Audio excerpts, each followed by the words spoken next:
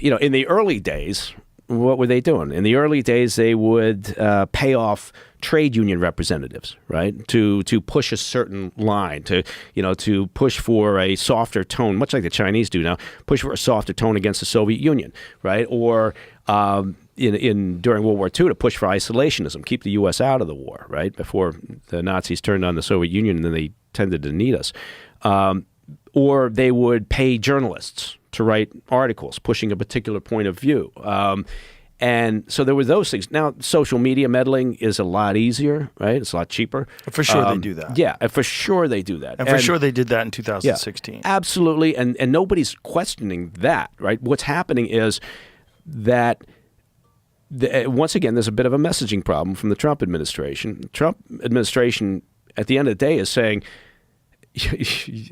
what was bullshit was this Russia collusion angle, right? Was the idea that, this is complicated to explain, and I'm not doing a very good job of it, but they're saying, yes, there was meddling, but you pushed a story, meaning Brennan and Comey and, all the others that were involved in this, and then going up to the top with Obama, saying you took what was a Intel community assessment, an ICA is because everything has an acronym, that said there was no indication of Russian efforts to push or influence in a particular direction the election, right?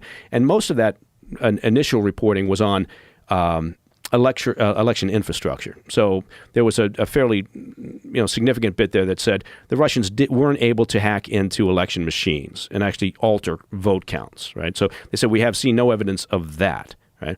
And so you could argue that in part the Trump administration is having a hard time explaining, much like I am, that the problem here wasn't that there was anybody saying there's no meddling. There's meddling. They just saying that you, at a certain point, around about December 9th, I think it was, you had a meeting where Obama was sitting in there with Comey and Andrew McCabe and a variety of others, and the president himself requested a different intelligence community assessment, which is a little unusual for a president to say, I'd like you to do an ICA on a particular thing, which is what he did. Can you elaborate on that? So they were telling him what? Well, they were telling him we don't see that Russian meddling impacted the election, basically. The Dems are saying, well, that's just about the electronic infrastructure, about the voting machines, right? In reality, the ICA was also that instruction, the PDB, the President's Daily Brief, and the writing that had been done, the analysis had been done up to that point, was saying we haven't seen anything that the Russian meddling influenced the outcome of the election.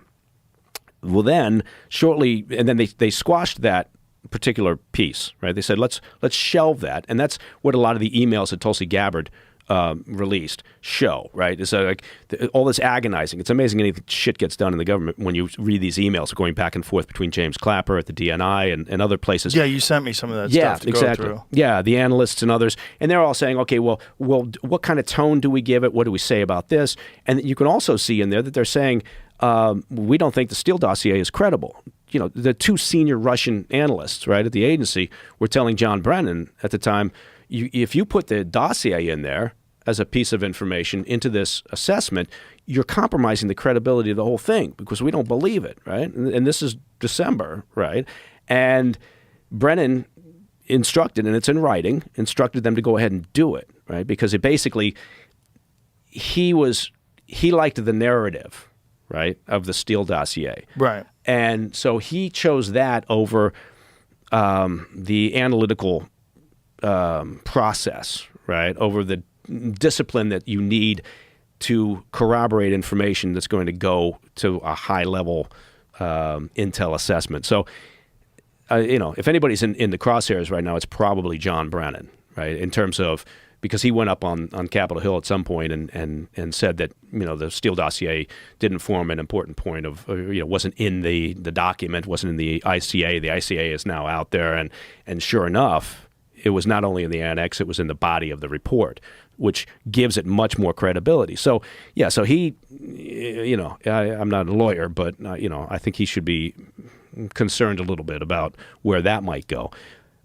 But Obama reportedly, and it's in email traffic, requested right? A different ICA. And so shortly thereafter, they produce a How report. does he say it? I forget what the exact wording. I'm not going to Because get that's it. But a crazy thing. If you have a yeah. bunch of experts Yeah. that give you an assessment, these are the facts. This is how it went down. You're like, I don't like those facts. Well, I don't think want a I don't think he different said I don't version like of the it. facts, and that's where this is going to be a problem. Anybody who thinks Obama's going to go to prison for treasonous conspiracy, I think, again, much like Pam Bondi, with her treating of the Epstein files, which was ridiculous. Tulsi Gabbard's gotten out over her skis. Treasonous conspiracy. Is that what she said? That's what she said. It's not going to happen. Anybody who thinks that Obama's going to forget about it. You'll be lucky if you get any consequences of anything out of this. Again, I'm very cynical about where investigations go.